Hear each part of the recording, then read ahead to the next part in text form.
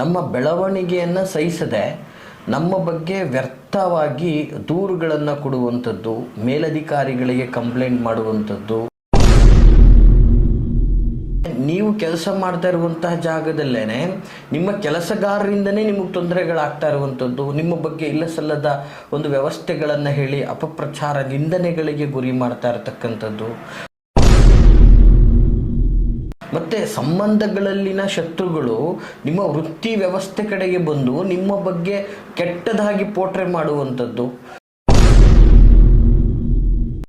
ಪ್ರಾಮಾಣಿಕ ಕೆಲಸಗಾರಗಳಿಗೆ ನೋವು ಆಗ್ತಾ ಇರುತ್ತೆ. ಜೊತೆಗೆ ನಮ್ಮ ಲೈಫೇ ಇಷ್ಟೇ, ನಮಗೆ ಯಾರ ಒಂದು ಬಲನೂ ಇಲ್ಲ, ನಾವು ಯಾರಿಗೇನು ಅನ್ಯಾಯ ಮಾಡಿದ್ದೀವಿ, ನಮ್ಮ ಕೆಲಸಕ್ಕೆ ಯಾರೂ ಗುರುತಿಸ್ತಾನೆ ಇಲ್ಲ.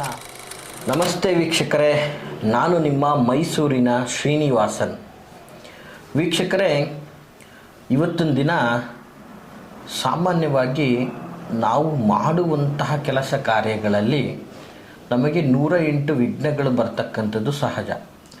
ಅದು ಪ್ರಕೃತಿದತ್ತವಾಗಿ ಬಂದರೆ ಪರವಾಗಿಲ್ಲ, ಆದರೆ ಮಾನವ ನಿರ್ಮಿತವಾಗಿ ಅಂದರೆ ನಮ್ಮ ಬೆಳವಣಿಗೆಯನ್ನು ಕಂಡು ನಮ್ಮ ಕಾರ್ಯವೈಖರಿಯನ್ನು ಕಂಡು ನಾವು ಮಾಡುವಂತಹ ಕೆಲಸ ಕಾರ್ಯಗಳಲ್ಲಿ ನಮಗೆ ಶತ್ರುಗಳು ಉತ್ಪತ್ತಿಯಾಗಿರ್ತಾರೆ. ಸೊ ನಾವೇನೇ ಮಾಡಿದ್ರೂ ಕೂಡ ಅದು ಸಹಿಸ್ತಾ ಇರೋದಿಲ್ಲ. ನಮ್ಮ ಬೆಳವಣಿಗೆಯನ್ನು ಸಹಿಸದೆ ನಮ್ಮ ಬಗ್ಗೆ ವ್ಯರ್ಥವಾಗಿ ದೂರುಗಳನ್ನು ಕೊಡುವಂಥದ್ದು, ಮೇಲಧಿಕಾರಿಗಳಿಗೆ ಕಂಪ್ಲೇಂಟ್ ಮಾಡುವಂಥದ್ದು, ಅಥವಾ ನಮ್ಮನ್ನು ತುಳಿಲಿಕ್ಕೆ ನಮ್ಮ ತೇಜೋವಧೆಯನ್ನು ಮಾಡುವಂಥದ್ದು, ಹೀಗೆ ನಾನಾ ವಿಧದಲ್ಲಿ ತೊಂದರೆಗಳನ್ನು ಕೊಡ್ತಾ ಇರ್ತಾರೆ. ಸೊ ನಮ್ಮ ಕೆಲಸ ಕಾರ್ಯದಲ್ಲಿ ಕೆಲಸ ಮಾಡ್ಬೇಕಾದ್ರೆ ಇಂಥವರೇ ಶತ್ರುಗಳಂತ ನಾವು ಗಮನಿಸ್ಲಿಕ್ಕೂ ಆಗೋದಿಲ್ಲ. ಕೆಲವು ಕಣ್ಣಿಗೆ ಕಂಡಂಗೆ ಒಂದು ಶತ್ರುತ್ವವನ್ನು ಸಾಧಿಸ್ತಾ ಇರ್ತಾರೆ, ಇನ್ನು ಕೆಲವು ಕಣ್ಣಿಗೆ ಕಾಣದಂಗೆ ಶತ್ರುತ್ವವನ್ನು ಕಾಣಿಸ್ತಾ ಇರ್ತಾರೆ. ನೋಡಿ, ಸಾಮಾನ್ಯವಾಗಿ ಶತ್ರುತ್ವಗಳಲ್ಲಿ ಈ ಒಂದು ಸ್ತ್ರೀ ಅಂತಲೂ ಹೇಳಕ್ಕೆ ಬರಲ್ಲ, ಪುರುಷ ಅಂತಲೂ ಹೇಳಕ್ಕೆ ಬರಲ್ಲ. ಯಾಕಂದರೆ ಕೆಲವೊಂದು ಸಾರಿ ವರ್ಕಿಂಗ್ ವುಮೆನ್ಸ್ಗಳು ಅಂದರೆ ಕೆಲಸ ಮಾಡುವಂತಹ ಜಾಗದಲ್ಲಿ ಕೆಲವು ಸ್ತ್ರೀಯರಿಗೆ ನಾನಾ ವಿಧದ ತೊಂದರೆಗಳಾಗ್ತಾ ಇರುತ್ತೆ. ಅಂದರೆ ಕೆಲವು ರೀತಿಯಲ್ಲಿ ಮೇಲಧಿಕಾರಿಗಳಿಂದ ಕಿರುಕುಳಗಳಾಗ್ಬೋದು, ಅಥವಾ ಅವರನ್ನು ಅಸಭ್ಯವಾಗಿ ನೋಡುವಂಥದ್ದಾಗಿರ್ಬೋದು, ಅಥವಾ ಅವ್ರನ್ನ ಪಡ್ಕೊಳ್ಳುವಂತಹ ಒಂದು ಕಾರ್ಯವನ್ನು ಆಗಿರ್ಬೋದು. ಜೊತೆಗೆ ಅವ್ರಿಗೆ ನಾನಾ ವಿಧದಲ್ಲಿ ಕಿರಿಕಿರಿಗಳನ್ನು ಉಂಟು ಮಾಡಿ ಅತಿಯಾದಂಥ ವರ್ಕ್ಲೋಡ್ಗಳನ್ನು ಮಾಡುವುದು, ಅಥವಾ ಅವ್ರಿಗೆ ತುಂಬ ಅವಮಾನಗಳನ್ನು ಮಾಡುವಂಥದ್ದು, ಅವರು ಎಷ್ಟೇ ಪ್ರಾಮಾಣಿಕವಾಗಿದ್ದರೂ ಅವರ ಪ್ರಾಮಾಣಿಕತೆಯನ್ನು ಗುರುತಿಸದೇ ಇರುವಂಥದ್ದು. ಸೊ ಹೀಗೆ ಸ್ತ್ರೀಯರಿಗೂ ಕೂಡ ತೊಂದರೆಗಳಾಗ್ತಾ ಇರ್ತದೆ, ಪುರುಷರಿಗೂ ಕೂಡ ತೊಂದರೆಗಳಾಗ್ತಾ ಇರ್ತದೆ. ಈ ರೀತಿ ವೃತ್ತಿಪರ ವ್ಯವಸ್ಥೆಯಲ್ಲಿ ನಾನಾ ವಿಧದಲ್ಲಿ ತೊಂದರೆಗಳನ್ನು ಕೊಡ್ತಾ ಇರ್ತಾರೆ. ಸೊ ಇಂತಹದ್ದೇ ವೃತ್ತಿಪರ ಅಂತಲ್ಲ, ಎಲ್ಲ ವೃತ್ತಿ ವ್ಯವಸ್ಥೆಯಲ್ಲೂ ಅಥವಾ ಒಂದು ವ್ಯಾಪಾರ ವ್ಯವಹಾರ ಒಂದು ಕ್ಷೇತ್ರದಲ್ಲೂ ಕೂಡ ಇವತ್ತು ನೀವು ಒಂದು ವ್ಯವಸ್ಥಿತವಾದ ರೀತಿಯಲ್ಲಿ ವ್ಯಾಪಾರ ಮಾಡ್ತಾರೆ, ನಿಮಗೊಂದು ಉತ್ತಮವಾದ ಬೆಂಬಲ ಬೆಲೆಯನ್ನು ಕೊಡದೇ ಇರತಕ್ಕಂಥದ್ದು. ಸೊ ಜೊತೆಗೆ ನೀವು ಕೆಲಸ ಮಾಡ್ತಾ ಇರುವಂತಹ ಜಾಗದಲ್ಲೇ ನಿಮ್ಮ ಕೆಲಸಗಾರರಿಂದನೇ ನಿಮಗೆ ತೊಂದರೆಗಳಾಗ್ತಾ ಇರುವಂಥದ್ದು, ನಿಮ್ಮ ಬಗ್ಗೆ ಇಲ್ಲ ಸಲ್ಲದ ಒಂದು ವ್ಯವಸ್ಥೆಗಳನ್ನು ಹೇಳಿ ಅಪಪ್ರಚಾರ ನಿಂದನೆಗಳಿಗೆ ಗುರಿ ಮಾಡ್ತಾ ಇರತಕ್ಕಂಥದ್ದು, ಮತ್ತು ಸಂಬಂಧಗಳಲ್ಲಿನ ಶತ್ರುಗಳು ನಿಮ್ಮ ವೃತ್ತಿ ವ್ಯವಸ್ಥೆ ಕಡೆಗೆ ಬಂದು ನಿಮ್ಮ ಬಗ್ಗೆ ಕೆಟ್ಟದಾಗಿ ಪೋಟ್ರೆ ಮಾಡುವಂಥದ್ದು. ಸೊ ಅಲ್ಲಿ ನಿಮಗೊಂದು ವ್ಯವಸ್ಥೆ ನಾಶವಾಗುವಂಥದ್ದು. ಹೀಗೆ ಈ ಥರದ ಒಂದು ವೃತ್ತಿಪರ ವ್ಯವಸ್ಥೆಯಲ್ಲಿ ಶತ್ರುಗಳಿಂದ ನೀವು ನಾನಾ ಥರದ ತೊಂದರೆಗಳು ಅನುಭವಿಸ್ತಾ ಇದ್ದರೆ ನೋಡಿ, ಇವತ್ತು ನಿಮ್ಮ ಕೆಳವರ್ಗದಲ್ಲಿ ಕೆಲಸ ಮಾಡ್ತಾ ಇರ್ತಕ್ಕಂಥವ್ರಾಗಿರ್ಬೋದು, ಅಥವಾ ನಿಮಗಿಂತ ಮೇಲ್ವರ್ಗದಲ್ಲಿ ಕೆಲಸ ಮಾಡ್ತಾ ಇರ್ತಕ್ಕಂಥವ್ರಾಗಿರ್ಬೋದು, ನೀವು ಯಾವತ್ತೂ ನಿಷ್ಠಾವಂತ ಕೆಲಸವಾಗಿ ಯಾವತ್ತೋ ಒಂದಿನ ರಜೆ ಕೇಳಿದ್ರು ಕೂಡ ಅದಕ್ಕೆ ನಿಮ್ಮ ಮೇಲೆ ಕೆಲವು ಅಪವಾದಗಳನ್ನು ಹೇಳುವಂಥದ್ದು, ಅಥವಾ ನೀವು ಕೆಲಸದ ಜಾಗದಲ್ಲಿ ಯಾರೊಟ್ಟಿಗೂ ಒಂದು ಬಹಳ ವಿಶ್ವಾಸವಾಗಿ ಮಾತಾಡ್ತಾ ಇದ್ದೀರ ಅಂದರೆ ಅದಕ್ಕೊಂದು ಬಣ್ಣ ಕಟ್ಟಿ ಅವರೊಟ್ಟಿಗೆ ನಿಮ್ಗೇನೋ ಒಂದು ಸಂಬಂಧ ಇದೆ ಅನ್ನುವಂತಹ ರೀತಿಯಲ್ಲಿ ಪೋಟ್ರೆ ಮಾಡುವಂಥದ್ದು. ಜೊತೆಗೆ ನಿಮ್ಮ ಕೆಲಸವನ್ನು ಪ್ರಾಮಾಣಿಕತೆಯನ್ನು ಗುರುತಿಸದೆ ನಿಮಗೆ ಬರುವಂತಹ ಕೆಲಸದಲ್ಲಿ ಬರುವಂತಹ ಧನಕನಕಗಳನ್ನು ಹೋಲ್ಡ್ ಮಾಡುವಂಥದ್ದು, ವ್ಯರ್ಥ ನಿಮಗೆ ಒಂದು ಕಪ್ಪು ಚುಕ್ಕಿಯನ್ನು ಇಡುವಂಥದ್ದು, ಮತ್ತು ನಿಮಗೆ ಸಿಗುವಂತಹ ಪ್ರಮೋಷನ್ಗಳನ್ನು ಹೋಲ್ಡ್ ಮಾಡುವಂಥದ್ದು. ಸೊ ಹೀಗೆ ನಾನಾ ವಿಧದಲ್ಲಿ ನಿಮಗೆ ಅರಿವಿಲ್ಲದೇ ಮಾಡುವಂತಹ ಕೆಲವು ಶತ್ರುಗಳಿರ್ತಾರೆ. ನಿಮಗೆ ಅರಿವು ಮಾಡಿಕೊಂಡೇ ಅಂದರೆ ನಿಮಗೆ ಚಾಲೆಂಜ್ ಮಾಡಿನೇ ನಿಮಗೆ ತೊಂದರೆ ಕೊಡುವಂತಹ ಶತ್ರುಗಳು ಸಹ ಇರ್ತಾರೆ.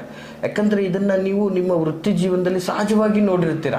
ಕೆಲವೊಂದಷ್ಟು ಬ್ಯಾಂಕ್ ನೌಕರರಾಗಿರ್ಬೋದು, ಸರ್ಕಾರಿ ನೌಕರರಾಗಿರ್ಬೋದು, ಅಥವಾ ಯಾವುದೇ ಕಾರ್ಖಾನೆ, ಯಾವುದೇ ಪ್ರೈವೇಟ್ ಏಜೆನ್ಸಿ, ಯಾವುದೋ ಒಂದು ಲಿಮಿಟೆಡ್ ಕಂಪನಿಗಳು, ಎಲ್ಲ ಪರರಲ್ಲೂ ಕೂಡ ಈಗ ನಿಮಗೆ ತೊಂದರೆಗಳನ್ನು ಕೊಡ್ತಕ್ಕಂತಹ ಒಂದು ವ್ಯವಸ್ಥೆ ಇದ್ದೇ ಇರ್ತದೆ. ಕೆಲವೊಂದು ಜನಗಳಿಗಂತೂ ತುಂಬಾ ಕಿರುಕುಳಿ, ಮುಗ್ಧರಾಗ್ಬಿಟ್ರೆ ಮುಗೀತು, ಅವರು ಸೀನಿಯರ್ಸ್ಗಳು ಅಂತೇಳಿ ಅವ್ರು ಮಾಡಿದ್ದೇ ರಾಜ್ಯಭಾರ ಆಗ್ಬಿಟ್ಟಿರುತ್ತೆ. ಕೆಲವು ಕಾರ್ಖಾನೆಗಳಲ್ಲಿ ಇವ್ರು ಹೇಳಿದಂಗೆ ನಡೀತಾ ಇರುತ್ತೆ. ಸಂಘ ಸಂಸ್ಥೆಗಳನ್ನು ಮಾಡಿಕೊಂಡು ಇವರೇ ಲೀಡರ್ಶಿಪ್ಗಳಾಗ್ಬಿಟ್ಟಿರ್ತಾರೆ. ಓನರ್ ಯಾವುದೋ ಮೂಲೆಗೆ ಬಿದ್ದುಬಿಟ್ಟಿರ್ತಾನೆ. ಈ ಥರದ ಒಂದು ವ್ಯವಸ್ಥೆಗಳು, ಓನರ್ಗೂ ಕೂಡ ನೌಕರರುಗಳೇ ಶತ್ರುಗಳಾಗ್ಬಿಟ್ಟಿರ್ತಾರೆ. ಕೆಲವೊಂದು ಬಾರಿ ನೌಕರರುಗಳಿಂದನೇ ಓನರ್ಗೂ ಕೂಡ ತೊಂದರೆಗಳಾಗ್ತಾ ಇರ್ತದೆ. ಮತ್ತು ಅವರ ಒಂದು ವ್ಯವಸ್ಥೆಯಿಂದಾಗಿ ಮತ್ತಷ್ಟು ನೌಕರರು ಕೂಡ ಹಾಳಾಗಿ ಸೂಕ್ಷ್ಮವಾಗಿ ಅದ್ಭುತವಾಗಿ ಕೆಲಸ ನಡೀತಾ ಇದ್ದಂಥ ಜಾಗದ ಒಂದು ವ್ಯವಸ್ಥೆನೂ ಕೂಡ ನಾಶವಾಗುವಂಥದ್ದಾಗಿರ್ತದೆ. ವೀಕ್ಷಕರೇ, ಇದನ್ನು ನಾವು ಪ್ರತಿನಿತ್ಯ ಕೆಲವೊಂದು ಸಂಸ್ಥೆಗಳಲ್ಲಿ, ಕೆಲವೊಂದು ಕಾರ್ಯವೈಖರಿಗಳಲ್ಲಿ, ಕೆಲವೊಂದು ಉದ್ಯೋಗ ಕ್ಷೇತ್ರಗಳಲ್ಲಿ ಇದನ್ನು ಪ್ರತಿನಿತ್ಯ ನೋಡ್ತಾ ಇರುವಂತಹ ವಿಚಾರ. ಮತ್ತು ಏನಾಗ್ತದೆ, ಕೆಲವು ಅವಕಾಶಗಳನ್ನು ಅವ್ರಿಗೆ ಸಿಗಬೇಕಾಗಿರುವಂಥ ಅವಕಾಶಗಳನ್ನು ಅವ್ರವ್ರಿಗೆ ಫೇವರ್ ಇರೋರಿಗೆ ಮಾಡ್ತಕ್ಕಂಥದ್ದಾಗಿರ್ತದೆ. ಸೊ ಇದರಿಂದ ಪ್ರಾಮಾಣಿಕ ಕೆಲಸಗಾರಗಳಿಗೆ ನೋವಾಗ್ತಾ ಇರುತ್ತೆ. ಜೊತೆಗೆ ನಮ್ಮ ಲೈಫೇ ಇಷ್ಟೇ, ನಮಗೆ ಯಾರ ಒಂದು ಬಲನೂ ಇಲ್ಲ, ನಾವು ಯಾರಿಗೇನು ಅನ್ಯಾಯ ಮಾಡಿದ್ದೀವಿ, ನಮ್ಮ ಕೆಲಸಕ್ಕೆ ಯಾರೂ ಗುರುತಿಸ್ತಾನೆ ಇಲ್ಲ, ನಮ್ಮನ್ನು ಗುರುತಿಸುವವರಿಲ್ಲ, ಜೊತೆಗೆ ನಮಗೆ ಒಂದು ಪ್ರಾಪರಾಗಿ ಬೆಲೆ ಸಿಗ್ತಾ ಇಲ್ಲ, ಈ ಥರದ್ದೆಲ್ಲ ಒಂದಷ್ಟು ಸಂಕಷ್ಟವನ್ನು ಪಡುವಂತಹ ವ್ಯಕ್ತಿತ್ವಗಳನ್ನು ನಾವು ನೋಡ್ತಾ ಇರ್ತೀವಿ.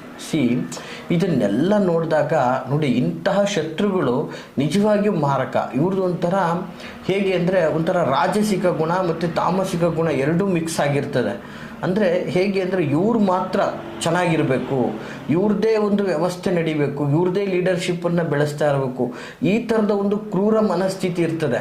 ವ್ಯಕ್ತಿತ್ವ ನೋಡಲಿಕ್ಕೆ ತುಂಬ ಏನೋ ಬಹಳ ಒಳ್ಳೆ ಸಭ್ಯನಾಗಿ ಕಾಣ್ತಾ ಇರ್ತಾನೆ, ಬಟ್ ಅವನ ಮನಸ್ಥಿತಿ ತುಂಬ ಕೆಟ್ಟದಾಗಿರ್ತದೆ. ಅವನ ಪರಿವರ್ತನೆಯೂ ಕೂಡ ತುಂಬ ಕೆಟ್ಟದಾಗಿರ್ತಾನೆ, ಅವನ ಒಂದು ವರ್ತನೆಯೂ ಕೂಡ ತುಂಬ ಕೆಟ್ಟದಾಗಿರ್ತದೆ. ಇಂತಹ ಜಾಗಗಳಲ್ಲಿ ಕೆಲಸಕ್ಕೆ ಸಿಗಾಕೊಂಡಿರ್ತಕ್ಕಂತಹ ಹೆಣ್ಮಕ್ಳಾಗಿರ್ಬೋದು, ಗಂಡು ಮಕ್ಕಳಾಗಿರ್ಬೋದು, ನಾನಾ ವಿಧದ ಚಿತ್ರಹಿಂಸೆ. ಬಿಕಾಸ್ ಅವ್ರಿಗೆ ಹಣದ ಅವಶ್ಯಕತೆ ಇದೆ, ದುಡಿಬೇಕು ಅನ್ನುವಂಥ ಛಲ ಇದೆ, ಪ್ರಾಮಾಣಿಕತೆ ಇದೆ, ಬಟ್ ಅದನ್ನು ಯಾವುದೇ ಒಂದು ವ್ಯವಸ್ಥೆಯಲ್ಲಿ ಗುರುತಿಸದೆ ತುಂಬ ಸ್ವಾರ್ಥಪರರಾಗಿ ವಿಚಾರ ಮಾಡ್ತಕ್ಕಂಥ ವ್ಯವಸ್ಥೆ ಇದಾಗಿರ್ತದೆ ವೀಕ್ಷಕರೇ. ಸೊ ಇದನ್ನು ಸೂಕ್ಷ್ಮವಾಗಿ ನೀವು ದೂರ ಮಾಡಬೇಕು. ಅಂಥವರು ನಿಮ್ಮ ಎದುರುಗಡೆ ನಾಶವಾಗಬೇಕು, ಅಂಥವರು ನಿಮ್ಮಿಂದ ದೂರ ಉಳಿಬೇಕು. ಅಂಥವರಿಂದ ಎಷ್ಟೋ ಜನಗಳು ಉದ್ಯೋಗವನ್ನು ಬಿಟ್ಟು ಇವತ್ತೊಂದು ದಿನ ನಿರಾಶ್ರಿತರಾಗಿದ್ದಾರೆ. ಮತ್ತು ಉದ್ಯೋಗ ಸ್ಥಳದಲ್ಲಿ ಅಂಥವ್ರುಗಳನ್ನು ನಂಬಿ ಬೀದಿಗೆ ಬಂದಿದ್ದಾರೆ. ಅಲ್ಲಿ ದುಡ್ಡು ಕಾಸಿನ ವ್ಯವಹಾರದಲ್ಲಿ ಸಿಗಾಕೊಂಡು ಒದ್ದಾಡಿರ್ತಕ್ಕಂಥವ್ರನ್ನ ನೋಡಿದ್ದೀವಿ ನಾವು. ಸೊ ಇಂತಹ ಎಲ್ಲ ಥರದ ಗೊಂದಲಗಳಿಂದ ಮುಕ್ತಿಯಾಗಿ ನಿಮ್ಮ ಶತ್ರುಗಳು ನಿಮ್ಮ ಕಣ್ಣು ಮುಂದೆನೇ ನಾಶ ಆಗಬೇಕು, ನಿಮ್ಮ ಕೆಲಸ ಕಾರ್ಯಗಳಿಗೆ ಅಡ್ಡಿ ಆಗಬಾರ್ದು, ನಿಮ್ಮನ್ನು ಕಂಡ್ರೆ ಹೆದರಬೇಕು ಅಂದರೆ ಈ ಒಂದು ತಂತ್ರ ಮಾಡಿ ವೀಕ್ಷಕರೇ. ಇದು ಬಹಳ ಸುಲಭವಾದಂಥ ತಂತ್ರ. ಮತ್ತು ಈ ತಂತ್ರವನ್ನು ಬಹಳ ಶ್ರದ್ಧಾ ಭಕ್ತಿಯಿಂದ ನಂಬಿಕೆ ಇಟ್ಟು ಮಾಡಿದ್ದೇ ಆದರೆ ಖಂಡಿತವಾಗಿ ನಿಮಗೆ ಒಳ್ಳೆಯದಾಗ್ತದೆ ಅಂತ ನಾನು ಭಾವಿಸ್ತೀನಿ. ಜೊತೆಗೆ ಖಂಡಿತವಾಗಿ ಈ ತಂತ್ರದಿಂದ ತುಂಬ ಒಳ್ಳೆಯದಾಗ್ತದೆ. ಇದು ಬಹಳ ಪವರ್ಫುಲ್, ಶಕ್ತಿಶಾಲಿಯುತವಾದಂತಹ ಒಂದು ತಂತ್ರ ಆಗಿರ್ತದೆ. ಬಹಳ ಸುಲಭವಾದಂತಹ ತಂತ್ರ. ನಿಮ್ಮ ಒಂದು ಮನೆಗಳಲ್ಲಿ ಸಿಗುವಂತಹ ಸಾಮಾನ್ಯ ಪದಾರ್ಥಗಳನ್ನು ಇಟ್ಕೊಂಡು ಮಾಡುವಂತಹ ಒಂದು ತಂತ್ರವನ್ನು ಹೇಳ್ತೀನಿ, ನೋಟ್ ಮಾಡ್ಕೊಳ್ಳಿ ವೀಕ್ಷಕರೇ. ಬಹಳ ಸುಲಭವಾದಂತಹ ತಂತ್ರ. ಏನಪ್ಪ ಅಂತಂದರೆ, ನಿಮ್ಮ ಶತ್ರುಗಳು ಸ್ತ್ರೀನೇ ಆಗಿರಲಿ ಅಥವಾ ಪುರುಷರೇ ಆಗಿರಲಿ, ಅದು ಯಾವುದೇ ಜೆಂಡರ್ ಆಗಿದ್ದರೂ ಕೂಡ, ಯಾವ ಜೆಂಡರ್ ಆಗಿರ್ತದೆ ಅದರದ ಒಂದು ಬೊಂಬೆಯನ್ನು ತೆಗೆದುಕೊಳ್ಳಿ. ಇದು ಸಾಮಾನ್ಯವಾಗಿ ನಿಮಗೆ ಬನಸಾರಿ ಅಂಗಡಿಗಳಿಗೆ ಹೋದರೆ ಸಿಗ್ತದೆ. ಅದೊಂದು ಮರದ ಬೊಂಬೆನೂ ಸಿಗ್ತದೆ, ಅಥವಾ ಬಟ್ಟೆಯಲ್ಲಿ ಮಾಡಿದಂತಹ ಬೊಂಬೆಯೂ ಸಹ ಸಿಗ್ತದೆ. ಈ ಬೊಂಬೆಯನ್ನು ವಿಶೇಷವಾಗಿ ತೆಗೆದುಕೊಂಡು 11 ದಿನ ಆ ಒಂದು ಬೊಂಬೆಗೆ ಅವರ ಹೆಸರನ್ನು ಬರೆದು 11 ದಿನ ಬ್ರಾಹ್ಮಿ ಮುಹೂರ್ತದಲ್ಲಿ ಎದ್ದು ಈ ಒಂದು ಬೀಜಾಕ್ಷರ ಮಂತ್ರವನ್ನು ಪಠನೆ ಮಾಡಬೇಕಾಗ್ತದೆ. 11 ದಿನ ಬ್ರಾಹ್ಮಿ ಮುಹೂರ್ತದಲ್ಲಿದ್ದು ನಿಮ್ಮ ಶಕ್ತಿ ಅನುಸಾರವಾಗಿ ಈ ಒಂದು ಮಂತ್ರವನ್ನು ಪಠನೆ ಮಾಡಬೇಕಾಗ್ತದೆ. ಏನಪ್ಪ ಮಂತ್ರ ಅಂತಂದರೆ, ಓಂ ಕ್ಲೀಂ ಲಾಭದ್ರಕಾಳಿ ತ್ರೈಲೋಕ್ಯ ಶತ್ರುನಾಶಾಯ ಸ್ವಾಹ. ನೋಡಿ, ಮತ್ತೊಂದು ಸಲ ಹೇಳ್ತಾ ಇದ್ದೀನಿ.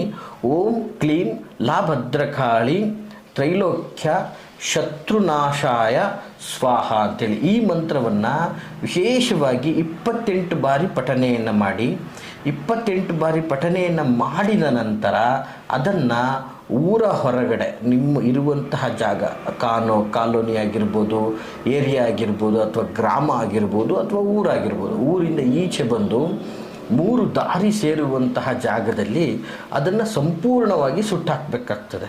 ಅದನ್ನು ಸುಟ್ಟಾಕಲಿಕ್ಕೆ ನೀವು ಯಾವುದೇ ಥರ ಕೆಮಿಕಲ್ ಬೇಕಾದನ್ನು ಯೂಸ್ ಮಾಡ್ಕೋಬೋದಾಗಿರ್ತದೆ.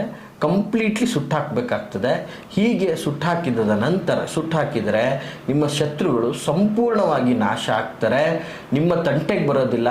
ನೀವು ಅಂದರೆ ಹೆದರು ಓಡೋಗಿರ್ತಾರೆ, ನಿಮ್ಮ ಯಾವುದೇ ಥರದ ಬೆಳವಣಿಗೆಗೆ ಅಡ್ಡಿಪಡಿಸೋದಿಲ್ಲ ಅಂತ ಹೇಳ್ತಾ ಈ ಒಂದು ಮಾಹಿತಿಯನ್ನು ಸರಿಯಾಗಿ ಸಮರ್ಪಕವಾಗಿ ನಂಬಿಕೆ ಇಟ್ಟು ಉಪಯೋಗಿಸ್ಕೊಳ್ಳಿ. ಮತ್ತು ದಯವಿಟ್ಟು ಯಾವುದೇ ಕಾರಣಕ್ಕೂ ಕೂಡ ಯಾವುದೇ ಕೆಟ್ಟದಕ್ಕೆ ಉಪಯೋಗಿಸ್ಕೊಂಡ್ರೆ ಇದು ತಮಗೆ ರಿವರ್ಸ್ ಆಗ್ತದೆ ಅಂತ ಹೇಳಲಿಕ್ಕೆ ಬಯಸ್ತೀನಿ, ಎಚ್ಚರಿಕೆ ಕೊಡ್ತಾ ಇದ್ದೀನಿ. ಒಳ್ಳೆ ಕಾರ್ಯಕ್ಕೆ ಮಾತ್ರ ಈ ಒಂದು ತಂತ್ರವನ್ನು ಉಪಯೋಗಿಸ್ಕೊಳ್ಳಿ ಅಂತ ಹೇಳ್ತಾ ಎಲ್ರಿಗೂ ಒಳ್ಳೆಯದಾಗಲಿ. ಹಾಗೆ ಈ ಒಂದು ಮಾಹಿತಿ ತಮಗೆ ಇಷ್ಟವಾಗಿದ್ದಲ್ಲಿ ಲೈಕ್ ಮಾಡಿ. ಜೊತೆಗೆ ಯಾರೆಲ್ಲ ಕಷ್ಟದಲ್ಲಿದ್ದೀರಿ, ಯಾರೆಲ್ಲ ನೋವನ್ನು ಅನುಭವಿಸ್ತಾ ಇದ್ದೀರಿ ಅಂಥವ್ರಿಗೆ ಈ ಒಂದು ವಿಡಿಯೋ ಮಾಹಿತಿಯನ್ನು ಶೇರ್ ಮಾಡಿ ಅಂತ ಹೇಳ್ತಾ ಎಲ್ರಿಗೂ ಶುಭವಾಗಲಿ. ನಮಸ್ಕಾರ.